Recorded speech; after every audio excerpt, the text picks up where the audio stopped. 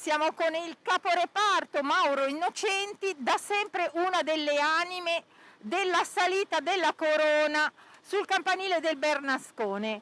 Ci racconta qualche curiosità anche di quest'anno 22esima edizione.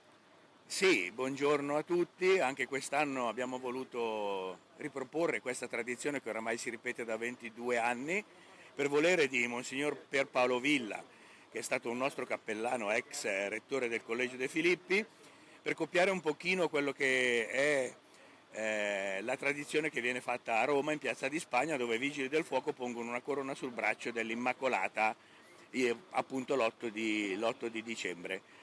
Quest'anno è il secondo anno con la neve, anche la neve non ci ha fermato, poi diciamo l'Immacolata bianca come la neve, quindi è proprio una giornata dedicata all'Immacolata.